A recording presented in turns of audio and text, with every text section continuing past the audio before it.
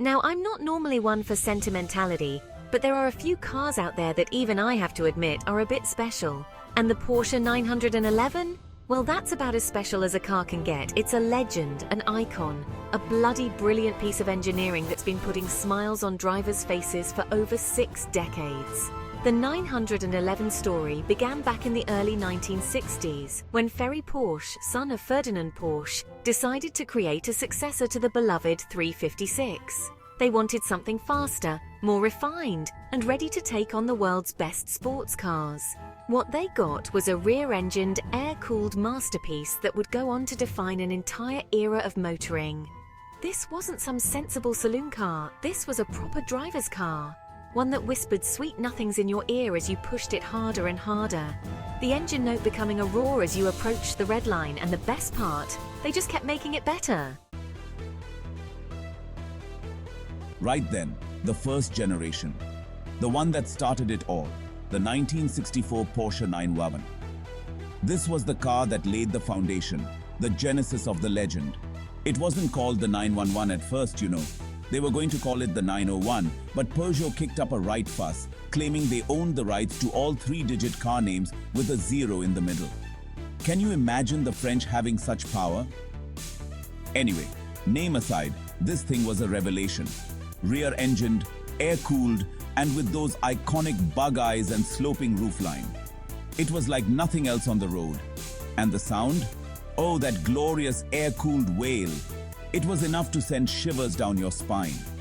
This was a proper driver's car, one that demanded respect and rewarded you with an unadulterated driving experience. Now, for nearly 15 years, Porsche tinkered and tweaked the 911, making it faster, safer, and more refined. But the basic formula remained the same. Then came the G-Series in 1973. They slapped on these massive impact bumpers to comply with those pesky American safety regulations. Honestly, they looked like they'd been designed by a committee of blindfolded toddlers. But don't let that fool you. Underneath that questionable styling was a car that was better in every way. More powerful engines, improved handling, and a more comfortable interior.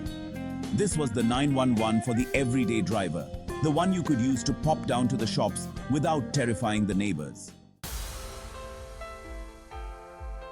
Now, the 964, which arrived in 1989, was a bit of a game changer. It was still unmistakably a 911, but with a modern twist. Out went the old torsion bar suspension, replaced by a far superior multi-link setup at the rear. They even had the audacity to introduce power steering, something that purists initially scoffed at. Power steering in a 911? What's next, cup holders? They cried. But you see, that was the brilliance of it. Porsche knew they couldn't just keep churning out the same old car. They had to move with the times, embrace new technology, while still retaining the soul of the 911. And with the 964, they managed to do just that. Chapter 4, the last of the air-cooled legends, the Porsche 993, 1994 to 1998. Now, for many, the 993, produced from 1994 to 1998, represents the pinnacle of air-cooled 911S.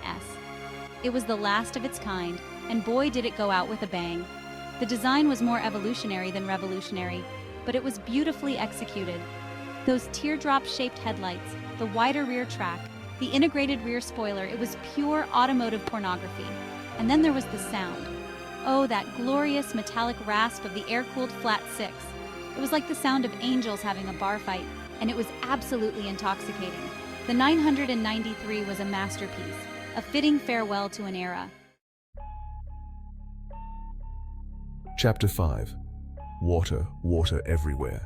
The Porsche 996, 1998 to 2004. And then came the 996 in 1998. Now I know what you're thinking. What in the bloody hell happened to the headlights? Yes, the 996's styling was a bit divisive, shall we say. Those fried egg headlights? Not their finest moment. And for the first time, the 911 was powered by a water-cooled engine. Yes, you heard that right. Water-cooled. The purists were up in arms, waving their pitchforks and threatening to boycott Porsche forever. It's the end of an era, they cried. They've ruined the 911. Chapter 6. Back to its roots, the Porsche. 997, 2004 to 2012. But the 996 wasn't all bad. It was faster, more efficient, and more reliable than any 911 that had come before it. It was just a bit different. But fear not, because in 2004, Porsche went back to the drawing board and came up with the 997, and thank heavens for that, because the 997 was a return to form. They ditched those dreadful fried egg headlights and gave it a more classic 911 face. The 997 was a proper driver's car, with sharp handling, a sonorous engine, and a level of build quality that would shame a Rolls-Royce. It was the 911 that reminded everyone why they fell in love with the car in the first place.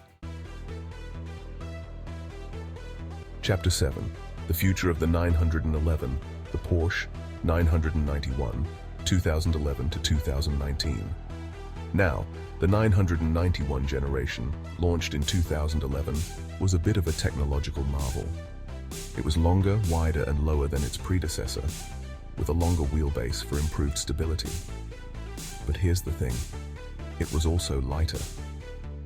Porsche, in their infinite wisdom, decided to use more aluminum and high-strength steel in its construction. And the engines, well, they were more powerful and more efficient than ever before, thanks to clever things like direct injection and turbocharging. The 991 was a technological tour de force, a car that proved that progress doesn't have to come at the expense of character. Chapter 8. The latest and greatest, the Porsche 992, 2019 to present. And that brings us to the present day and the 992 generation, which hit the streets in 2019. Now, some might say that the 911 has become a bit too refined, a bit too clinical. But I say, rubbish.